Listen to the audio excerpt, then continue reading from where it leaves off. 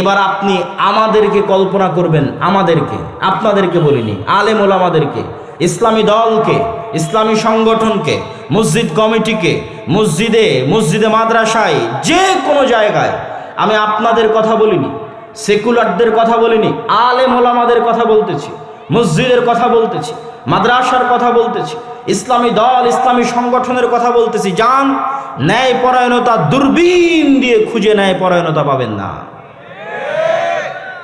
সালাত আছে, সিয়াম আছে, হজ আছে, যাকাত আছে, কিন্তু সবাই জালেম। ন্যায়পরায়ণতার বিপরীতটাই হচ্ছে জুলম, জালেম। হয় আমি আমার স্ত্রীর উপর জালেম, না হয় আমার স্ত্রী আমার উপর জালেম, হয় আমি আমার বোনের উপর জালেম। যতজন বোনের হক দেয়নি এরা সব অসৎ, অন্যায়পরায়ণ, এরাই বানু ইসরাইল। এই কারণে এরা গোলাম, এরা কোনোদিন স্বাধীন হতে পারবে না। গোলামির মধ্যেই জীবন যাপন পার হয়ে যাবে, কেননা ধোকাই জীবন, মিথ্যাই জীবন এদের। এরা হচ্ছে হয় আমি আমার স্ত্রীর উপর জালেম, না হয় বোনের উপর জালেম, না হয় পাড়া প্রতিবেশীর উপর জালেম, না হয় নিজ ভাইয়ের উপর জালেম, না হয় অধস্তন কর্মকর্তা কর্মচারীর উপর জালেম, না হয় ঊর্ধ্বতন কর্মকর্তা কর্মচারীকে ধোকা দিয়ে জালেম। পুরো মুসলিম উম্মাহ চোখ দিয়ে দেখলে আপনি হতবাক হয়ে যাবেন। সবাই সালাত আদায় করতেছে, মসজিদে যাচ্ছে, সিয়াম আছে, হজ করতেছে, কিন্তু আমি কোনোদিন বাংলাদেশে নির্বাচনের সময় থাকার সুযোগ হয়নি, সবসময় বিদেশে পড়াশোনার কারণে। এবার থাকার সুযোগ হয়েছিল। কত মানুষকে দেখলাম আসে গল্প করতেছে যে সব দলের কাছ থেকে, সব এমপি মন্ত্রীর কাছ থেকে তারা টাকা নিয়েছে এই ওয়াদা দিয়ে যে তাকে ভোট দিবে। আর কত পাতি নেতা, বড় নেতার কাছ থেকে টাকা নিয়েছে যে এত ভোট তাকে নিয়ে দিবে। কিন্তু সবাই মিথ্যুক, সবাই ধোঁকাবাজ। অথচ ওরা সবাই সালাত আদায় করতে যাচ্ছে, ওরা সবাই আবার মসজিদে এসে দান করতেছে, ওরা সবাই আবার ইসলামী সম্মেলন, ইসলামী জালসাতে অতিথি হিসেবে এসে দান করতেছে। তাহলে পুরো ধোঁকাবাজির নিজাম, মিথ্যার নিজাম, শঠতা মুনাফিকের নিজাম, এর মধ্যে বসবাস করে কেমনে আপনি কল্পনা করতে পারেন যে মুসলমানেরা স্বাধীন হবে, মুসলমানেরা গোলামি থেকে মুক্তি পাবে? ফ্রান্সের রাজধানী, ফ্রান্সের আইফেল টাওয়ারের রাজধানীতে অবস্থিত আইফেল টাওয়ারের পাশে রাত 12টার সময় যতজন বিড়িখোর আছে, জুয়াখোর আছে, মদখোর আছে, সবগুলো মুসলমান। আপনি ভারতের যে কোনো জেলা যেখানে মুসলমানের সংখ্যা বেশি আছে, আমি যখন ভারতে ছিলাম তখনকার কথা অনুযায়ী এখন পরিবর্তন হতেও পারে।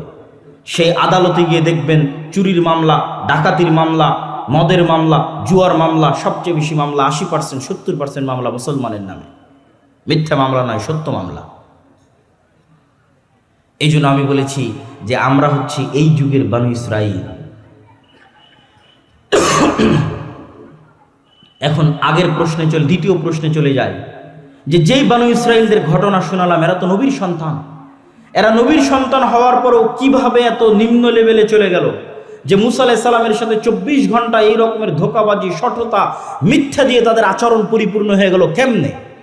এটার উত্তর হচ্ছে আমার ছোট্ট গবেষণা, আমার ছোট্ট চিন্তা ভাবনায় আমি যেটা বুঝেছি, মুসলমানদেরকে দেখে বুঝেছি, তাদেরকে দেখে নয়। আজকের যুগের মুসলমানদেরকে দেখে আমি বুঝেছি মূলত কারণ হচ্ছে এই বানু ইসরাইলেরা ইউসুফ আলাইহিস সালাতু ওয়াস সালামের মৃত্যুর পর, আমি বলেছিলাম যে ইউসুফ আলাইহিস সালামের মৃত্যুর 300, 350, 400 বছর পর মুসা আলাইহিস সালাম এসেছে। এই ইউসুফ আলাইহিস সালাতু ওয়াস সালামের মৃত্যুর পর বানু ইসরাইলেরা গোলাম হয়ে যায়, ফেরাউনের গোলাম। ফেরাউনের গোলামি করেছে তারা 300 বছর। আর যখন মানুষ গোলাম হয় তখন সেলফ রেসপেক্ট থাকে না, আত্মমর্যাদা থাকে না, আত্মসম্মান থাকে না। তখন মানুষ বিক্রি হয়ে যায়, অন্তর ছোট হয়ে যায়, ছোট ছোট বিষয় নিয়ে মারামারি করে। মানুষের অন্তর ছোট হয়ে যায় গোলামির কারণে, মানুষের অন্তর নত হয়ে যায় গোলামির কারণে, মানুষের ব্যক্তি সম্মান নষ্ট হয় গোলামির কারণে, মানুষের ব্যক্তিত্ব, আত্মমর্যাদা, আত্মসম্মান নষ্ট হয় গোলামির কারণে। দলিল আমার কাছ থেকে দলিল হচ্ছে এই জন্যই আল্লাহ সুবহানাহু ওয়া তাআলা মুসা আলাইহিস সালামকে বানু ইসরাইলদের সাথে বড় করেননি। মুসা আলাইহিস সালামকে আল্লাহ বড় করেছেন ফেরাউনের বাড়িতে। ফেরাউনের বাড়িতে মুসা আলাইহিস সালাম স্বাধীনভাবে আত্মমর্যাদা নিয়ে, আত্মসম্মান নিয়ে, ব্যক্তিত্ব নিয়ে রাজপুত্র হিসেবে ফেরাউনের বাড়িতে বড় হয়েছে।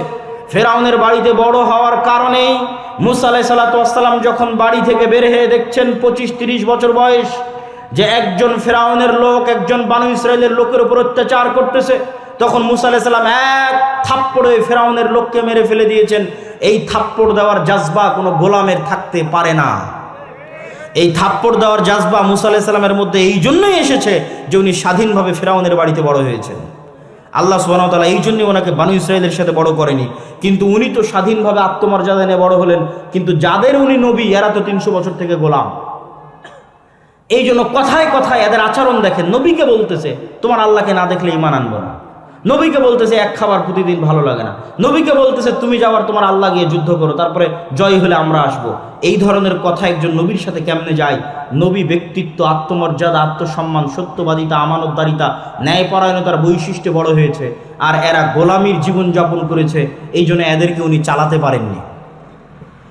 আমরা মুসলমানেরা আমাদেরও স্বভাব এতটা নিকৃষ্ট, এতটা খারাপ, এতটা জঘন্য ছিল না, কিন্তু দীর্ঘ 200, 250, 300 বছরের ব্রিটিশদের গোলামি আমাদেরকে মিথ্যুক, দুর্নীতিবাজ, ধোঁকাবাজ, ফাঁকিবাজ বানিয়ে ছেড়েছে। আমাদের রক্তের মধ্যে মিথ্যা, ধোঁকা, দুর্নীতি এবং ফাঁকি ঢুকে গেছে গোলামি করতে করতে। আপনাদের আরএস পর্চার আগের সিএস এবং এসএ পর্চা খুলে দেখেন, আপনারা জমির মালিকই ছিলেন না, ওখানে তাদের নাম লেখা আছে যে জমিদারের নামে কর এবং খাজনা দেওয়া হতো, জমির মালিকই ছিলেন না। ব্রিটিশরা পিটিয়ে নীল চাষ করাতো এই অঞ্চলের মানুষকে, আর ডিভাইড অ্যান্ড রুলস, একজনকে আরেকজনের বিরুদ্ধে লাগিয়ে রেখে শাসন করত। তো একজন আরেকজনের বিরুদ্ধে লাগতে লাগতে, মারামারি করতে করতে অন্তর ছোট হয়ে গেছে, জাতিগতভাবে অন্তর ছোট হয়ে গেছে। তার প্রমাণ সাধারণ মানুষ বাদ, আপনি আলেম ওলামাকে দেখেন না, মঞ্চে উঠে, স্টেজে উঠে কিভাবে গালাগালি করে। আলেম ওলামাদের দেখলে আপনি বুঝতে পারবেন যে ব্যক্তিত্ব, আত্মসম্মান, আত্মমর্যাদা, জাতি হিসেবে আমাদের কোথায়। আপনি বলবেন এটা কি শুধু বাংলাদেশের মুসলমানদের অবস্থা? জি না, বাংলাদেশের মুসলমানদের চেয়ে ভয়াবহ, জঘন্য, নিকৃষ্ট অবস্থা আফ্রিকার মুসলমানদের। তারা আরো বেশি জঘন্য গোলামি করেছে ফ্রান্সের, ইতালির, স্পেনের। আপনি যান, গেলে দেখতে পাবেন কিভাবে তাদের জীবনের সাথে মিথ্যা, ধোঁকা, শঠতা, ফাঁকিবাজি মিশিয়ে আছে। ইতালি আর ফ্রান্সের রাস্তায় যত চোর আছে, যত ডাকাত আছে, যত ছিনতাইকারী আছে, তার বেশিরভাগ মুসলমান। আল্লাহর কসম, তার বেশিরভাগ মুসলমান। কেন? ওদেরকে ফ্রান্স, ইতালি, স্পেন এমনভাবে ওদেরকে শাসন করেছে, এমনভাবে ওদেরকে গোলাম বানিয়ে রেখেছে যে ওদের স্বাভাবিক জন্মগত চরিত্র ধ্বংস হয়ে গেছে।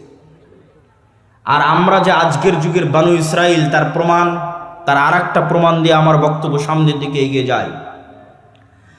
ওই যুগের বানু ইসরাইলেরা যে গোলাম ছিল তার প্রমাণ আল্লাহ কোরআনে বলছে, ইযাববিহুনা আবনাকুম, তোমাদের ছেলে সন্তানদের ওদের চোখের সামনে ওদের ছেলে সন্তানদের জবাই করত ফেরাউন।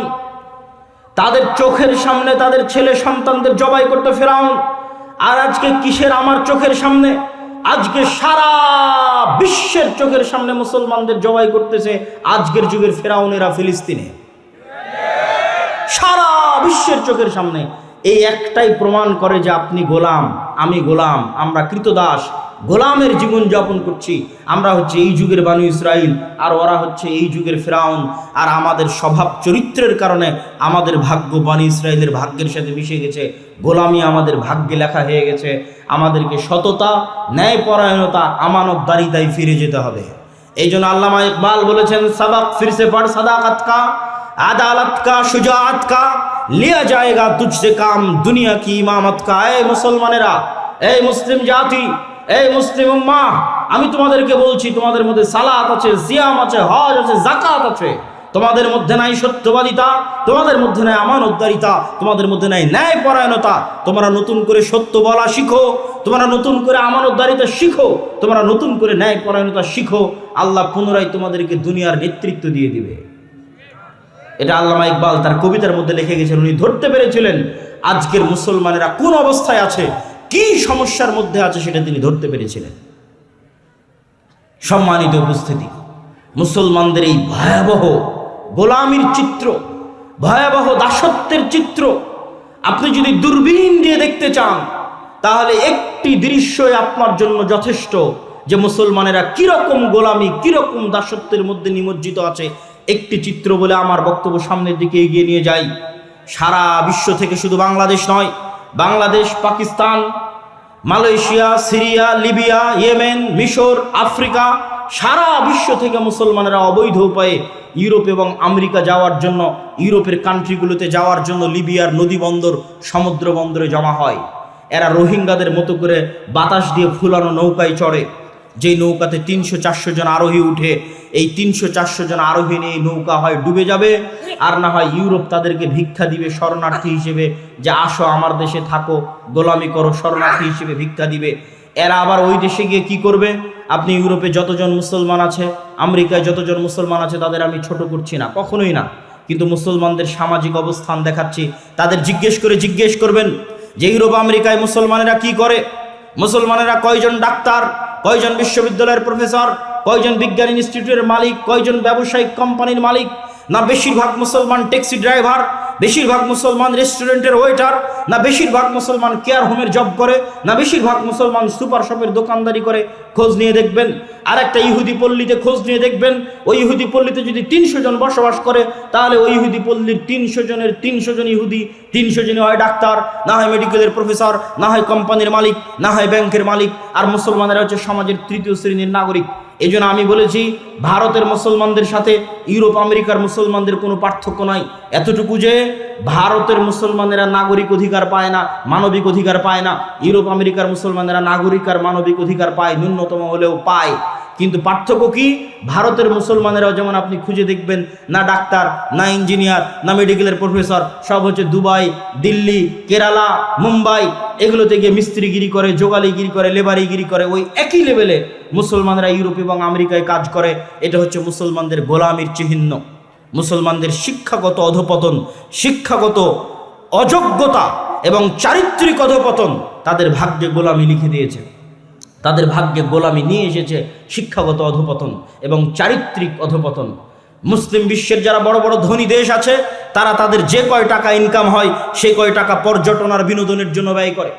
আর আমাদের মতো যেগুলো তৃতীয় বিশ্বের মুসলিম দেশ আছে, এরা টাকা দিয়ে রাস্তাঘাট, ব্রিজ, কালভার্ট তৈরি করে, শিক্ষার পিছনে বিনিয়োগ নাই। অর্থনৈতিক উন্নয়নের পিছনে, ব্যবসায়িক প্রতিষ্ঠানের পিছনে, নতুন ব্যবসায়িক খাতের পিছনে, স্বাস্থ্য সেবার পিছনে বিনিয়োগ কম। আর যারা মসজিদের কমিটি আছে, তারাও যদি 10 টাকা, 500 টাকা, আজকের মসজিদ কমিটি উন্নয়নের জন্য সম্মেলন করেছে, তারাও টাকা নিয়ে গিয়ে মসজিদে এসি লাগাবে, টাইলস লাগাবে, মসজিদে ছাদ দিবে, সব কিছু করবে, কিন্তু মসজিদে শিক্ষার ব্যবস্থা করবে না। তাহলে সারা বিশ্বের মুসলমানদের কাছে শিক্ষা 2 নাম্বার, আর ইউরোপ আর আমেরিকার কাছে শিক্ষা 1 নাম্বার। বাংলাদেশে ব্রাক কয়টা এরকম জালসা আয়োজন করেছে? খ্রিস্টান মিশনারি কয়টা এরকম জালসা আয়োজন করেছে? ব্রাক কি করে? 25 থেকে 30 হাজার স্কুল চালায়। খ্রিস্টান মিশনারি কি করে? সবচেয়ে দামি এবং শ্রেষ্ঠ স্কুল পরিচালনা করে। আর আমরা হুজুগে বাঙালি, আমরা মনে করি এরকম একটা জালসা সম্মেলন করব, এতেই দিনের অনেক উপকার হবে। 12 বছর সিলেবাসে যা পড়বে তাই 1 ঘন্টার বক্তব্যে সমাধান হবে। 12 বছর সিলেবাসে ইসলাম বিদ্বেষী জিনিস পড়বে, ধর্ম বিদ্বেষী জিনিস পড়বে, আমি 1 ঘন্টার বক্তব্য দিয়ে কি করব? মুসলমানেরা কখনোই সিস্টেম তৈরি করা জানে না। মুসলমানেরা জানে শুধু রিয়্যাক্ট করা, প্রতিক্রিয়া দেখানো। প্রতিক্রিয়া দেখানো আর কাজ করা, সিস্টেম তৈরি করার মধ্যে কি পার্থক্য আমি ছোট্ট উদাহরণ দিয়ে বুঝিয়ে দিই। এই বক্তব্যগুলো, এই আলোচনাগুলো মূলত আলেম ওলামা, শিক্ষিত শ্রেণী, ইসলামী দল, ইসলামী সংগঠন যারা করে তাদের চিন্তা করা উচিত, তাদের চিন্তার খোরাক। কিন্তু যেহেতু আলোচনা করতে এসেছি, সেহেতু উদাহরণ হিসেবে আপনাদের সামনে বলে যাচ্ছি। ধরেন পাশের বাড়ির ছাগল যদি আপনার গাছ খেয়ে ফেলে, তাহলে প্রতিক্রিয়া হচ্ছে আপনি চিল্লাচিল্লি করবেন, গালাগালি করবেন। তারপরে ছাগল 5 দিন আসবে না, 5 দিন পর আবার ছাগল আসবে, আপনি আবার চিল্লাচিল্লি করবেন, গালাগালি করবেন। এটার নাম প্রতিক্রিয়া। আর অ্যাক্ট কি, কাজ কি, সিস্টেম কি? আপনি ওই গাছটা বেড়া দিয়ে ঘিরে দিবেন, তার পাশে আরো বড় প্রাচীর দিয়ে ঘিরে দিবেন, যেন ওই ছাগল আর কোনোদিন এই গাছের কাছে আসতেই না পারে। এটা হচ্ছে কাজ। মুসলমানেরা সবসময় কি করে? হুট করে একদিন দেখলো ফেসবুকে কেউ আল্লাহর নবীকে গালি দিয়েছে, রাস্তাঘাট, মাঠঘাট গরম করে লিল্লাহি তাকবীর দিয়ে মিছিল মিটিং করে 5 দিন 10 দিন পর আবার ঘুমিয়ে যাবে। কথা আমার বুঝতে পারেননি? 5 দিন 10 দিন পর ঘুমিয়ে যাবে। 5 বছর পর ঘুম থেকে উঠে দেখবে সিলেবাসের মধ্যে LGBTQ, সিলেবাসের মধ্যে ট্রান্সজেন্ডার, সিলেবাসের মধ্যে সমকামিতা, আবার লাফ দিয়ে উঠে রাস্তাঘাট, মিছিল মিটিং একাকার। 10 দিন পর আবার ঘুমিয়ে যাবে। এটা হচ্ছে প্রতিক্রিয়া। কিন্তু যেই সিলেবাসের মধ্যে এলজিবিটি ঢুকলো, এই সিলেবাস তো ভারতেরও নয়, রাশিয়ারও নয়, চীনেরও নয়, আমেরিকারও নয়, তো তোমার বাংলাদেশের সিলেবাস। তুমি ছিলা কোথায়? তুমি কোথায় ছিলা? তুমি শুধু ওরা ঘটাবে তখন তাকবীর দিবা, এই অপেক্ষায় ঘুমিয়ে আছো। কিন্তু তারা 100 বছরের দীর্ঘমেয়াদী পরিকল্পনা নিয়ে, 50 বছরের দীর্ঘমেয়াদী পরিকল্পনা নিয়ে কাজ করে যাচ্ছে। যখন একটা জিনিস বাইরে ভাইরাল হয়, তোমরা লাফ দিয়ে উঠে তাকবীর দাও, তখন ওরা বলে আচ্ছা ঠিক আছে এবারের মতো নাও, আরো 5 বছর 3 বছর অপেক্ষা করো, নতুন সিস্টেমে এদেরকে খাওয়াবো, এরা তো আবার ঘুমিয়ে যাবে। তখন আবার প্রকাশ হবে, আবার আপনি লাফ দিয়ে গিয়ে তাকবীর দিবেন, মিছিল মিটিং করবেন, আবার ঘুমিয়ে যাবে। এভাবে কখনো হয় না। তারা দীর্ঘমেয়াদী পরিকল্পনা নিয়ে কাজ করে। এই জন্য মুসলমানদেরকে শিক্ষা নিয়ে, দীর্ঘমেয়াদী পরিকল্পনা নিয়ে, চারিত্রিক উন্নয়ন নিয়ে, সততা, ন্যায় পরায়ণতা, আমানতদারিতা নিয়ে এবং শিক্ষা নিয়ে ইত্যাদি নিয়ে দীর্ঘমেয়াদী কাজ করতে হবে। সিস্টেম তৈরির পিছনে কাজ করতে হবে। আদ-দাওয়া ইলাল্লাহ দেশব্যাপী মসজিদ ভিত্তিক দিন শিক্ষার যে কার্যক্রমের উদ্যোগ নিয়েছে, ওটা অতি নগণ্য, অতি ক্ষুদ্র উদ্যোগ। এটা আমি তাকবীর দিয়ে সমাবেশ করে, জনসমাবেশ তৈরি করে আপনাকে দেখাতে পারবো না যে কত লোক এটা অনুসরণ করতেছে বা মানতেছে। কেননা এটা দল নয় যে আপনাকে দেখাবো এখানে হাজার হাজার মানুষ। এটা শিক্ষার বিষয়। এটা সমাজে দীর্ঘমেয়াদী প্রভাব রাখবে, নীরবে বিপ্লব ঘটাবে, সমাজে নীরবে মানুষকে দিন শিখাবে, কোরআনের পাশাপাশি মৌলিক দিন শিখাবে। কিন্তু এটা চ্যালেঞ্জ। কেন? এটাকে কেউ দাওয়াতি কাজ মনে করে না। আমাদের যুবক সমাজ মনে করে দাওয়াতি কাজ মানে জালসা আয়োজন করতে হবে, দাওয়াতি কাজ মানে কোনো দলে যোগ দিয়ে পদ নিতে হবে, কোনো মিছিল মিটিংয়ে যুক্ত হতে হবে, তাকবীর দিতে হবে। তারা কখনই মনে করে না দাওয়াতি কাজ মানে শিক্ষা। তারা মনে করে মসজিদে বক্তব্য কমিটি চালাবে আর ইমাম চালাবে। জি না, এটাই দাওয়াতি কাজ। আপনার মাথায় যখনই মাথায় আসবে যে আপনি দাওয়াতি কাজ করবেন, তখন আপনার মাথায় যেন আগে শিক্ষা আসে যে অত্র অঞ্চলের সকল মুসলমানের সন্তান কোরআন শিখলো কিনা, আপনি নিজে কোরআন জানেন কিনা, অত্র অঞ্চলের সকল মুসলমানের সন্তান দিন শিখলো কিনা, আপনার কাছে নিজের কাছে দিনের মৌলিক জ্ঞান আছে কিনা। না থাকলে বাড়ি বাড়ি গিয়ে দাওয়াত দিয়ে দিয়ে কমিটিকে বুঝিয়ে ওই বাচ্চাদেরকে মসজিদে নিয়ে এসে আদ-দাওয়া ইলাল্লাহর সহযোগিতা নিয়ে, ট্রেনিং নিয়ে উক্ত মসজিদে দিন শিক্ষার ব্যবস্থা বাস্তবায়ন করবেন। এটাই দাওয়াতি কাজ। এখন পর্যন্ত আমরা 3 ব্যাচে 100-র অধিক শিক্ষককে ট্রেনিং দিয়েছি। যে ট্রেনিংয়ে আসবে তার যাতায়াত খরচ জামিয়া সালাফিয়ার ওপর, দাওয়া ইলাল্লাহর ওপর। যে ট্রেনিংয়ে এসে থাকবে খাবে 10 দিন, ওই থাকা খাওয়ার খরচ জামিয়া সালাফিয়ার ওপর, দাওয়া ইলাল্লাহর ওপর। ট্রেনিং নিয়ে যখন ফিরে যাবে তখন 5 কপি 10 কপি করে সিলেবাসের বই তাদের কাছে বিনামূল্যে দেওয়া হবে। ওই বইয়ের বিনামূল্যে দেওয়ার খরচও জামিয়া সালাফিয়ার ওপর, দাওয়া ইলাল্লাহর ওপর। আর আমি খাকসার আব্দুল্লাহ বিন আব্দুর রাজ্জাক দেশ ও জাতির ভবিষ্যৎ প্রজন্মের সন্তানের শিক্ষার জন্য ওয়াকফ হিসেবে আছি। যেখানে ডাকবেন বিনা খরচে ফি সাবিলিল্লাহ সেই মসজিদে উপস্থিত হব, জাতির সাথে ওয়াদাবদ্ধ। কিন্তু টাকার বিনিময়ে জালসা থেকে জালসা করে বেড়াবো, এইটা কখনো দীর্ঘস্থায়ী টেকসই কাজ নয়। এটা হচ্ছে হুজুগে বাঙালি মেলার মতো। আগের যুগে যাত্রা হতো, এই যুগে মেলা, তার আগের যুগে মেলা হতো, আর এখন হয়তো আমরা তার আলট্রা ভার্সন, ইসলামিক ভার্সন তৈরি করেছি, জালসা সম্মেলন। তার মানে জালসা সম্মেলনে যে দিনের কাজ হয় না তা বলি না। জালসা সম্মেলনে 2টা দিক নির্দেশনা দেওয়া যায়, জালসা সম্মেলনে 2টা ইমান জাগানো কথা বলা যায়, কিন্তু জালসা সম্মেলনে শিখানো যায় না। ও 12 বছর সিলেবাসে যা শিখাবে আমি একদিনে 1 ঘন্টায় তা শিখাতে পারবো না। এর জন্য আপনাকে মসজিদে আসতে হবে, আমার ট্রেনিং প্রাপ্ত শিক্ষকের কাছে সিলেবাসের মাধ্যমে আপনাকে নিয়মিত শিখতে হবে। ও 12 বছরে ধর্মবিদ্বেষী যা শিখাবে তার আগেই অ্যান্টিবায়োটিক হিসেবে, ইঞ্জেকশন হিসেবে আপনার সন্তানের অন্তরে দিনের জ্ঞান, কোরআনের জ্ঞান বসিয়ে দেওয়া হবে, যেন শয়তান তাকে পথভ্রষ্ট করতে না পারে ইনশাআল্লাহ। কিন্তু আপনি যদি মসজিদ ভিত্তিক দিন শিক্ষা বাস্তবায়ন না করেন, তাহলে জেনে রাখবেন আপনার সন্তানকে, যে কোনো মুসলমানের সন্তানকে কোরআনের জ্ঞান না দিয়ে, মৌলিক দিনের জ্ঞান না দিয়ে বর্তমান যুগে স্কুলে পাঠানো সরাসরি শয়তানের কাছে পাঠানো। আর আমি যখনই শয়তানের কথা বলি, ইবলিসের কথা বলি, আল্লাহে আল্লাহর কসম, আল্লাহে আল্লাহর কসম, আল্লাহে আল্লাহর কসম, কাল্পনিক কোনো চরিত্রের কথা বলি না। যে ইবলিস পৃথিবীতে বাস করে, যে ইবলিস আদম আলাইহিস সালাতু ওয়াস সালামকে সিজদা করেনি, সরাসরি ওই ইবলিসের কথা বলি। আমি বক্তব্যে বলেছি শরীফ এবং শরীফার গল্প, ট্রান্সজেন্ডারের গল্প ইবলিস স্বয়ং নিজে লিখেছে।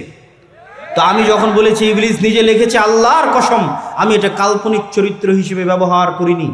আমি সত্যি সত্যি ওই ইবলিস বুঝিয়েছি যে পৃথিবীতে বাস করে, ওই ইবলিস বুঝিয়েছি যে আদম আলাইহিস সালাতু ওয়াস সালামকে সিজদা করেনি সেই ইবলিস। এই ইবলিসের সবচেয়ে বড় এজেন্ডা হচ্ছে মানুষকে তার স্বাভাবিক মর্যাদা থেকে, স্বাভাবিক মান সম্মান থেকে নিচে নামিয়ে দেওয়া। তাহলে মানুষ যখন এই ধরনের জঘন্য, নিকৃষ্ট, পশু বৃত্তিতে লিপ্ত হয়ে যাবে, তখন ইবলিস খুশি হবে, ইবলিস শান্তি পাবে, ইবলিস আরাম পাবে। এই জন্য সারা পৃথিবীতে ইবলিস তার এই এজেন্ডা নিয়ে কাজ করতেছে। অথবা আপনি আপনার সন্তানকে দিন না শিখে স্কুলে পাঠালেন মানে ইবলিসের কাছে পাঠালেন। আর সেই দিন আরো ভয়াবহ হবে। কোন দিন ভয়াবহ হবে? আপনি জার্মানিতে খোঁজ নেন, ফ্রান্সে খোঁজ নেন, যে কোনো প্রবাসী ভাইয়ের কাছে, যে মুসলমানের সন্তান যদি স্কুলে যায় আর স্কুলে যদি তাকে সমকামিতা শেখানো হয়, আর বাবা যদি এই সমকামিতার প্রোটেস্ট করে, যেটা আমাদের দিনে হারাম, বা বাবা যদি সন্তানকে শাসন করার চেষ্টা করে, আর ওই সন্তান যদি স্কুলে গিয়ে শিক্ষককে বলে যে আমার স্কুলে যেটা শেখানো হচ্ছে বাবা তার বিরোধিতা করতেছে এবং আমাকে এটা করতে দিচ্ছে না বা মানতে দিচ্ছে না, সাথে সাথে গভর্নমেন্টের পক্ষ থেকে পুলিশের মাধ্যমে সন্তানকে বাপ মা থেকে আলাদা করে দেওয়া হবে, সন্তানকে সেফ হোমে রাখা হবে। মাসে একদিন, বছরে একদিন সন্তানকে আপনি দেখতে পাবেন, সন্তানকে আপনি শিক্ষা দিতে পারবেন না। সন্তান জন্ম দিয়েছেন আপনি, সন্তানের পিছনে খরচ করছেন আপনি, খাওয়াচ্ছেন আপনি, কিন্তু সন্তানকে শিক্ষা দিবে, মানুষ করবে স্বয়ং ইবলিস নিজে। সেই ভয়াবহ দিন এখনো আসেনি। ওই ভয়াবহ দিন আসার আগে এখনো যতদিন আপনাদের মসজিদগুলো আছে, এই মসজিদগুলোতে দিন শিক্ষার ব্যবস্থাকে শক্তিশালী করেন। মসজিদের চাইতে শক্তিশালী হতে হবে দিন শিক্ষার ব্যবস্থা। এমনও বহু মসজিদ গেছি আমাদের 157-58 মসজিদের সফরের মধ্যে, যেই মসজিদগুলোতে এসি আছে, টাইলস আছে, সব কিছু আছে, কিন্তু দিন শিক্ষা, কোরআন শিক্ষার ব্যবস্থা নাই। আবার জিজ্ঞেস করলে কমিটি বলে যে অর্থনৈতিক সমস্যা। তখন আমি কমিটিকে বলেছি আপনার এসি বিক্রি করলে 1 বছর মক্তব চলবে, আর আপনার এসি বিক্রি করা শেষ হয়ে গেলে মসজিদের দেওয়াল থেকে টাইলস খুলে বাজারে বিক্রি করবেন, ওইটা দিয়ে আর কিছুদিন মক্তব চলবে। টাইলস খুলে বিক্রি করা হয়ে গেলে যে ফ্যানগুলো লাগিয়ে রেখেছেন, এই ফ্যানগুলো খুলে বাজারে বিক্রি করবেন, আর কিছুদিন মক্তব চলবে। তারপরে যে মাইক আর ব্যাটারিটা আছে ওটাও খুলে বাজারে বিক্রি করে দিবেন, আর কিছুদিন মক্তব চলবে। তবুও আপনি মসজিদে যা লাগিয়েছেন তার চেয়ে শিক্ষা বেশি জরুরি। বিশ্বাস না হলে খ্রিস্টানদেরকে দেখেন, ইউরোপিয়ান এবং আমেরিকানদেরকে দেখেন, তারা আপনার মসজিদের দায়িত্ব নিলে 10 টাকা থাকলে 5 টাকা আগে শিক্ষায় ব্যয় করবে। এরা শিক্ষা জিনিসটা জানে, সিলেবাসের মূল্য জানে। এই জন্যই তো আপনার সিলেবাস পরিবর্তনের জন্য এত চেষ্টা তারা করতেছে। কেন করতেছে? যদি সিলেবাসের কোনো গুরুত্ব না থাকতো, শিক্ষার কোনো গুরুত্ব না থাকতো, তাহলে আপনার সিলেবাস পরিপূর্ণ ইসলামিক হতো। আর বেরাক আর খ্রিস্টান মিশনারিরা বড় বড় জালসা করে বেড়াতো। বুঝেননি মনে হয় যে আপনি বিশাল ইসলামিক সিলেবাস নিয়ে দেশ চালাবেন, আর বেরাক আর খ্রিস্টান মিশনারিরা বড় বড় জালসা করবে, তাহলে তাই হতো না? তো ওরা তো একটাও জালসা করে না, ওরা কিনে ব্যস্ত আছে সিলেবাস আর শিক্ষা, সিলেবাস আর শিক্ষা। তাহলে আপনি কি স্বর্ণের মসজিদ দিয়ে পানি খাবেন? স্বর্ণ দিয়ে মসজিদ বানিয়ে, স্বর্ণ দিয়ে মাদ্রাসার বিল্ডিং বানিয়ে, স্বর্ণ দিয়ে রাস্তাঘাট বানিয়ে ধুয়ে পানি খাবেন? যেখানে যেই মসজিদের আশেপাশে জুয়াখোর, মদখোর, গাঞ্জাখোর, Free Fire, PUBG, TikTok, reels ইত্যাদি নেশাগ্রস্ত যুব সমাজে পরিপূর্ণ হয়ে গেছে। এই মসজিদ বিরান পড়ে থাকবে। বিরান পড়ে থাকা মসজিদ দেখে এসেছে, আপনিও দেখতে পারেন। স্পেনের কর্ডোভা, গ্রানাডায় মুসলমানেরা 800 বছর শাসন করেছে।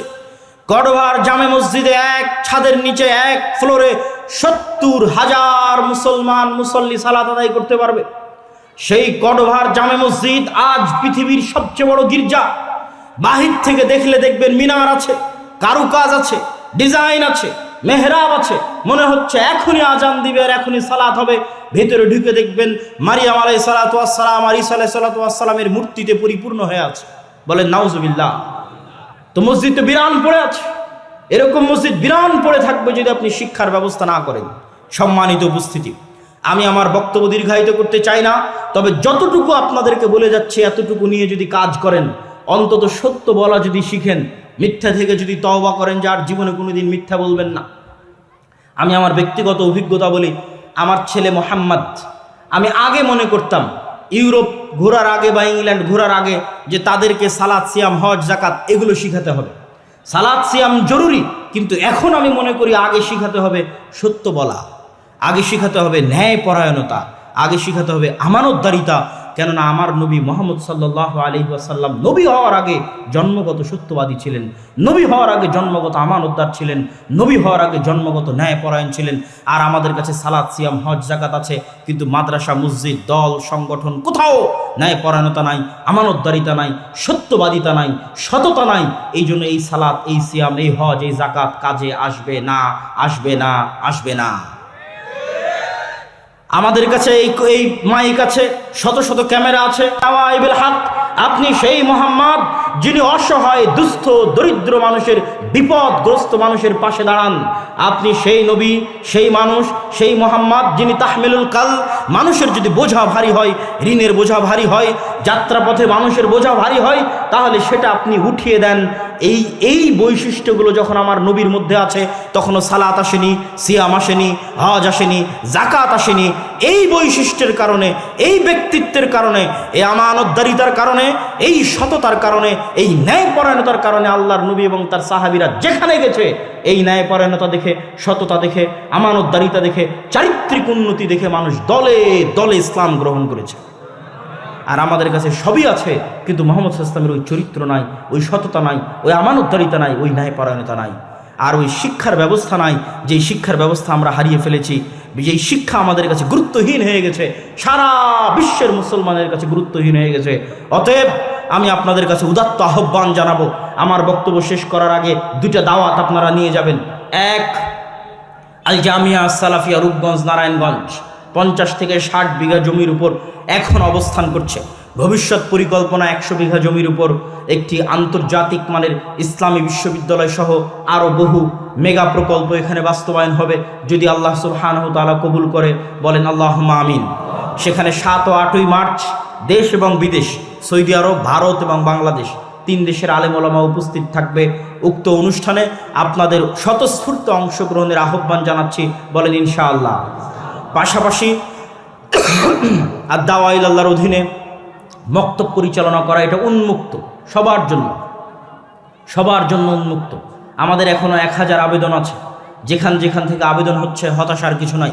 যদি 160টা মসজিদে যেতে পারি, তাহলে বাকি 1000 মসজিদেও যেতে পারবো ইনশাআল্লাহ। আপনিও আমাদের কাছে আমাদের গুগল ফর্ম লিঙ্ক পূরণ করে আবেদন জানিয়ে রাখতে পারেন।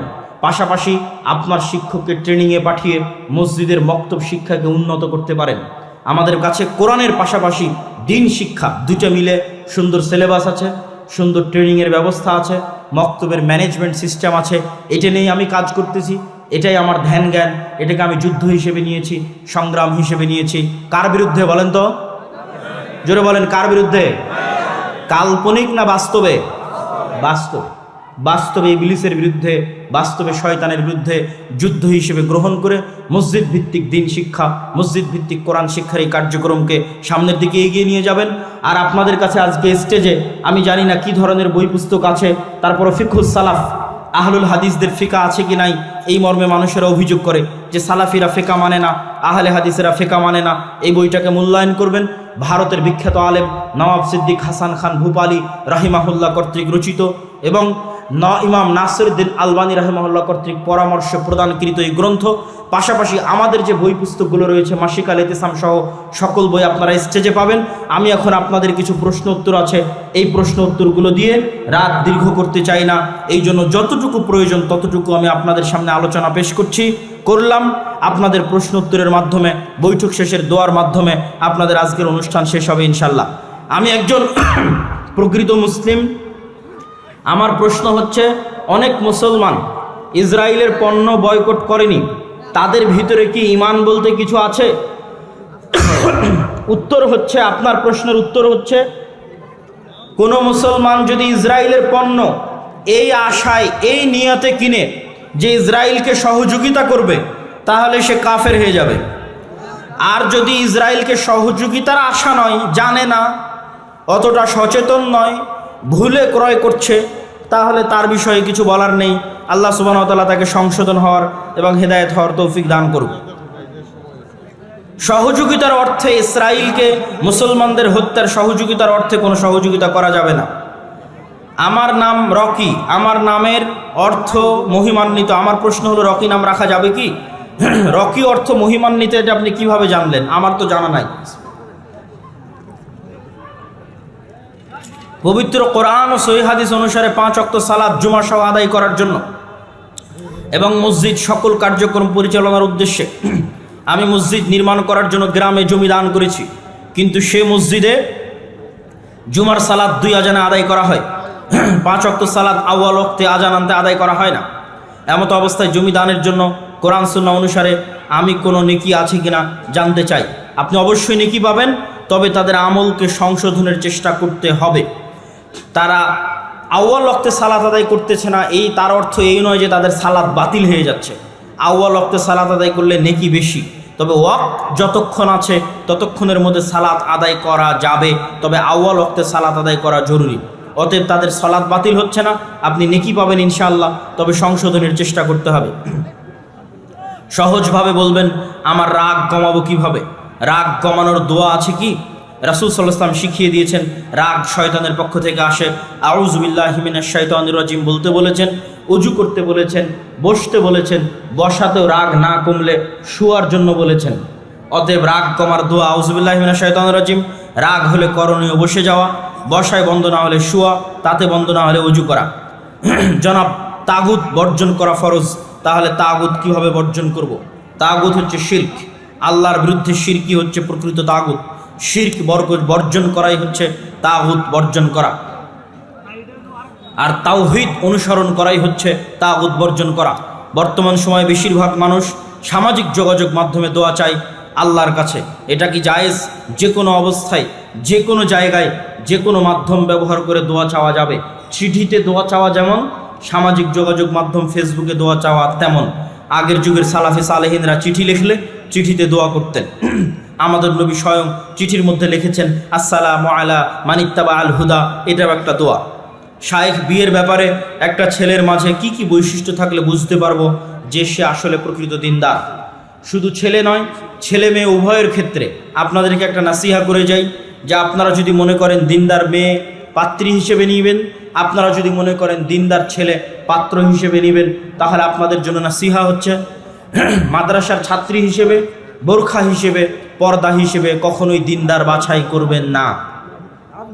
আবারও বলি, মেয়েদের দিনদারিতা দেখার জন্য কখনই মাদ্রাসার ছাত্র, কোরআনের হাফেজ, দাওরা পাশ এবং পর্দা দেখবেন না। কি দেখবেন? মেয়েদের দিনদারিতা দেখার জন্য মেয়ের মাকে দেখবেন, মেয়ের খালাকে দেখবেন, মেয়ের ফুফুকে দেখবেন। মেয়ের মা, খালা, ফুফু যদি নরম আচরণ, ভদ্র ব্যবহার, শালীনতার মধ্যে থাকে, সংসার টিকে আছে, তাদের নামে কোনো দুর্নাম নাই, তাহলে মেয়ে জেনারেল লাইনে হলেও দিনদারিতা। আর যদি মেয়ের মা, খালা, ফুফু তাদের মধ্যে অশালীন আচরণ লক্ষ্য করা যায়, বেহায়াপনা, বেলেল্লাপনা লক্ষ্য করা যায়, তাহলে মেয়ে মহিলা মাদ্রাসায় পড়লেও, কোরআনের হাফেজ হলেও, তাহলে সেটা আপনার জন্য সৎ এবং দিনদার পাত্রী হিসেবে নাও হতে পারে। আমি একজন একই অবস্থা ছেলেদের, ছেলের মধ্যে সৎকে, যার বাবা সৎ, যার দাদা সৎ, যার চাচা সৎ, যার আত্মীয় স্বজন সৎ, সে সৎ। মাদ্রাসায় পড়লো কি, আলেম হলো কি, এটা দেখে লাভ নাই। ছেলের বাবা কেমন, ছেলের দাদা কেমন ছিল, এটা দেখলেই যথেষ্ট। আমি একজন ব্যবসায়ী, আমার প্রশ্ন হলো, আমি অনেক সময় মাছ ধরেন 800 টাকা কিনি, এখান থেকে ভালো মন্দ বিবেচনা করে একটি 950, অন্যটি 800 বা 750 বিক্রি করতেছি, এটি কতটুকু ইসলামের সাথে যাচ্ছে? আপনি যতক্ষণ মিথ্যা না বলতেছেন ততক্ষণ ব্যবসায় লাভ করা হালাল, জায়েজ, যতক্ষণ মিথ্যা না বলতেছেন। লাভের মার্জিন কেমন হবে? লাভের মার্জিন আল্লাহর নবীর আদেশ অনুযায়ী, সাহাবীদের বৈশিষ্ট্য অনুযায়ী, কম লাভ বেশি বিক্রি, দ্রুত এবং দীর্ঘমেয়াদে ধনী হওয়ার উপায়। কম লাভ বেশি বিক্রি। একজন একটা বিক্রি করে 500 টাকা ইনকাম করবে, আপনি 500টা বিক্রি করবেন 1 টাকা করে লাভ নিয়ে, আপনিও 500 টাকা ইনকাম করবেন, আপনি বড় ধনী হবেন ইনশাল্লাহ, একদিন অনেক বড় ধনী হবেন। আর যদি একটা মালই বিক্রি করে 500 টাকা ইনকাম করতে চান, ধনী হতে পারবেন না। প্রিয় শায়েখ, আমার কোনো আত্মীয় যদি সুদ খায়, তাহলে কি তার বাসায় দাওয়াত খাওয়া যাবে? যদি তার পরিপূর্ণ ইনকামই হারাম সুদের উপর হয়, তাহলে তার বাসা দাওয়াত থেকে বিরত থাকতে হবে। আর যদি কোনো প্রশ্ন না থাকে, আমরা বৈঠক শেষের দোয়া পড়তে পারি নাকি? মেহেদি ভাই, বৈঠক শেষের দোয়া পড়ি, বৈঠক শেষের দোয়া পড়ে নি। জি বলেন, সুবহানাকা আল্লাহুম্মা ওয়া বিহামদিকা।